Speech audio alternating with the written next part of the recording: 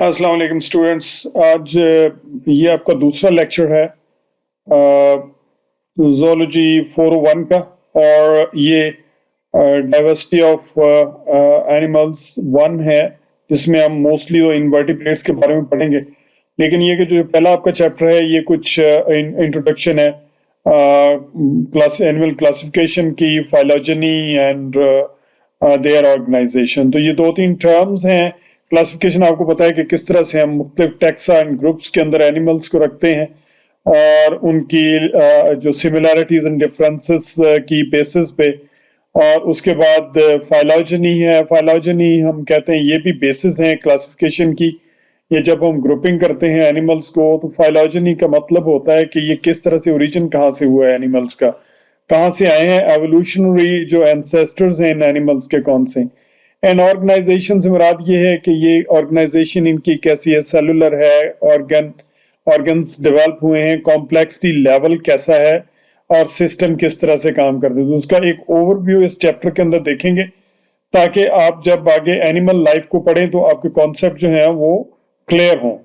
सो उसमें first one जो है वो क्लासिफिकेशन ऑफ ऑर्गेनिज्म है। आउटलाइन इस चैप्टर की जो है टेक्सोनॉमिक हायरार्की हम देखेंगे। टेक्सोनॉमिक हायरार्की आगे जाके हम इसको एक्सप्लेन भी करेंगे थोड़ा सा कि किस तरह से मुख्तलिफ जो ग्रुप हैं, टैक्सा ग्रुप को कहते हैं, डिफरेंट एनिमल्स के ग्रुप्स हैं, वो किस तरह से एक के बाद दूसरा ग्रुप है। उसमें बहुत सारे जो फैक्टर्स हैं वो हम देखते हैं, ये बहुत सारे क्राइटेरियाज हैं जिसमें कॉम्प्लेक्सिटी ऑफ द सिस्टम्स है और उनकी जो लाइफ टाइम है, किस एरा के अंदर, किस पीरियड के अंदर वो डेवलप हुए हैं। उसके बाद नॉमेनक्लेचर, किस तरह से नाम हमने दिए हैं डिफरेंट एनिमल्स को, या किस तरह देने का सिस्टम क्या है, किस तरह से एक ही नाम जो है वो किसी भी एनिमल के लिए थ्रू आउट द वर्ल्ड हो, जो जहां भी कोई अगर साइंटिस्ट जापान में बैठा है, या अगर कोई अमेरिका में बैठा है, या अगर पाकिस्तान में बैठा है, या अगर श्रीलंका में बैठा है, तो जब एक नाम लिया जाए किसी एनिमल का तो उसे पता हो कि ये किस एनिमल का जिक्र हो रहा है। अदरवाइज आपको पता है कि लोकल लैंग्वेजेस में मुख्तलिफ एनिमल्स, मुख्तलिफ प्लांट्स के नाम जो हैं वो डिफरेंट होते हैं। Molecular approach to animal systematics है। अब चूंकि शुरू में हम जस्ट सिमिलैरिटीज एंड डिफरेंसेस देखते थे बाहर से, या एनाटॉमिकली एनिमल्स को देखते कि किस तरह से मिलते हैं या डिफरेंट हैं, तो अब हमारे पास जब से हमने मोलेकुलर लेवल पे एनिमल्स को पढ़ना शुरू कर दिया, उनके जीन्स कैसे हैं, जेनेटिक मेकअप कैसा है, उनकी प्रोटीन्स कैसी हैं, उनके अंदर डिफरेंट टाइप ऑफ जो at molecular level differences and similarities हैं, उस बेस पे हमने एनिमल्स को डिवाइड करना शुरू कर दिया है। किंगडम्स ऑफ लाइफ है, इसको हमने जो मुख्तलिफ सिस्टम है क्लासिफिकेशन में, उसमें जो एक लार्जर ग्रुप है उसको हम किंगडम कहते हैं। किंगडम्स ऑफ लाइफ के बारे में पढ़ेंगे। 5 किंगडम, 5 किंगडम सिस्टमैटिक रखा है, उसको पढ़ेंगे। एनिमल सिस्टमैटिक्स एंड टेक्सोनॉमी में डिफरेंस क्या है ये भी देखेंगे। Evolutionary relationships and tree diagram किस तरह से बनती है, किस तरह एक जो ऑर्गेनिज्म है एवोल्यूशनरी जुड़ा हुआ है दूसरे ऑर्गेनिज्म के साथ। पैटर्न्स ऑफ ऑर्गेनाइजेशन कैसे हैं, किस तरह से जो डिफरेंट ऑर्गेनिज्म है वो उनकी जो ऑर्गेनाइजेशन है वो है।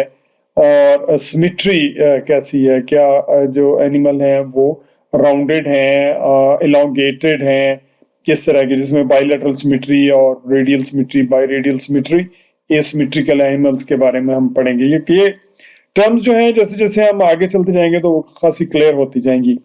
और अदर पैटर्न्स ऑफ ऑर्गेनाइजेशन है, इसमें जो है हम कुछ और जो है वो कॉन्सेप्ट्स पढ़ेंगे। उसमें हम देखेंगे कि किस तरह से ड्यूरिंग डेवलपमेंट डिफरेंट जो ऑर्गन है वो डेवलप होते हैं। क्लीवेज के पैटर्न डिफरेंट हैं बहुत सारे एनिमल्स के अंदर, और वो आगे जो एनाटॉमी बनती है उन एनिमल्स की उस पर इफेक्ट करते हैं।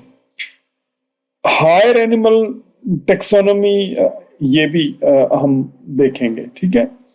अच्छा, उसके बाद जो इस चैप्टर के अंदर कुछ कॉन्सेप्ट हैं वो देख लेते हैं। ऑर्डर इन नेचर अलाउ सिस्टमैटिस्ट होते हैं जो सिस्टमैटिक्स पढ़ते हैं या जो इस एनिमल सिस्टमैटिक्स पे काम करते हैं, जो साइंटिस्ट होते हैं, जो टेक्सोनोमिस्ट पहले उनको कहते हैं, अब सिस्टमैटिस्ट कहते हैं, इस वजह से कि हमने टेक्सोनोमी को सिस्टमैटिक्स कहना शुरू कर दिया। क्यों कहते हैं ये हम आगे जाके इसको खासा क्लियर कर देंगे, क्योंकि अभी मैंने अगर शुरू किया तो फिर जो आपका ये वाला वीडियो है वो लेंथी हो जाएगा। So to name animals and discern evolutionary relationship among them. Traditional grouping resulted in the classification of organism into 5 kingdoms, and recent information from molecular studies has challenged this concept with 3 major evolutionary lineages. Eubacteria है, Archaea and Eukarya. ये एक concept जो है वो recently है, और इतना recent भी नहीं है, मैनी ईयर्स हैव पास्ड, लेकिन ये कि इसको हम देखेंगे कि यूबैक्टीरिया का क्या मतलब, आर्किया का मतलब, यूकैरिया का क्या मतलब है। Animal systematists used a variety of methods to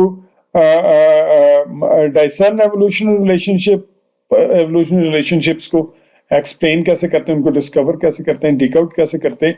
evolutionary systematics and phylogenetic systematics or cladistics are two widely used approaches to the study of evolutionary relationship। तो तकरीबन एक जैसी ही चीज है।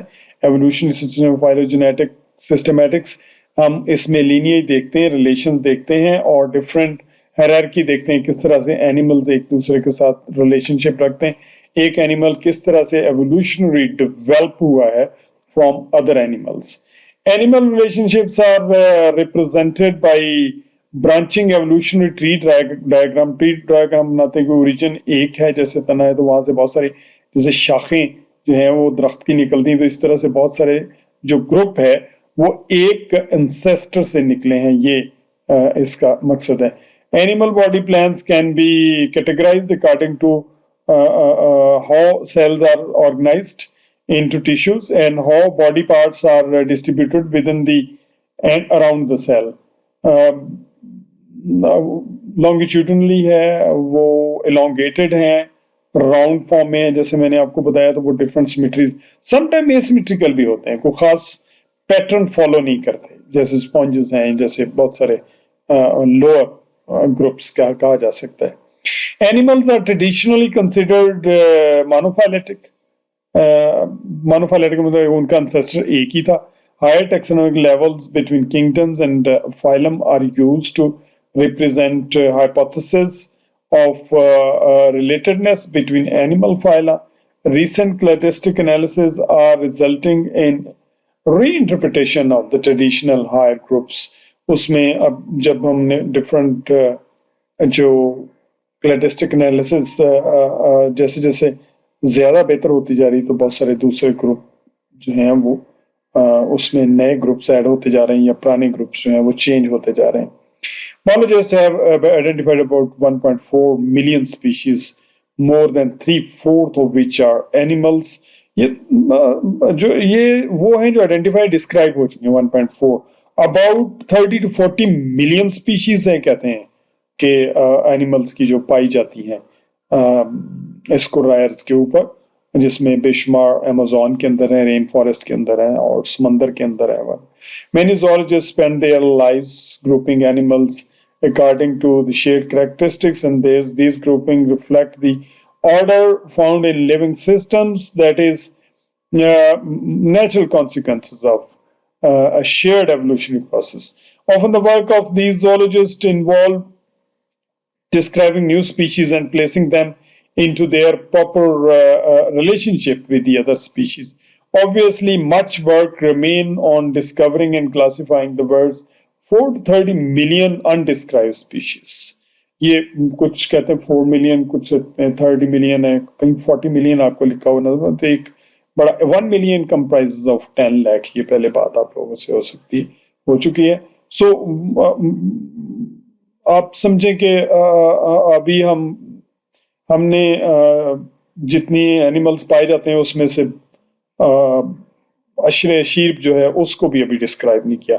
Rarely do zoologists describe new taxa above the species level. In 1995, however, R.M. Christensen and P. Funch of University of Copenhagen describe new animal species. Symbion Pandora on the mouth parts of lobster. अब ये lobsters के mouth part के ऊपर एक animal था. Lobster ये झींगे जिन्हें आप कहते हैं बड़े वाले ये होते हैं और इनके माउथ पार्ट्स के ऊपर ये एक छोटा सा एनिमल था. एक स्पीशीज को उन्होंने डिस्क्राइब किया. This species is so different that it has been assigned to a new phylum. Rare होता है कि कोई नया phylum मिले. It's a great discovery. So it has been assigned a new phylum, the broadest level of animal classification. The description of this new phylum, Cyclophora, is remarkable event that brings the total number of recognized animal phyla to 36. And this chapter describes the principles that zoologists used as they group and name the animals. It's interesting. Normally, students समझते हैं कि taxonomy और systematics एक boring subject है. But as you know, as you have seen, discovering new animals, describing new animals is fascinating. It's really fascinating. Or you would love to study taxonomy in the coming days. Thank you very much.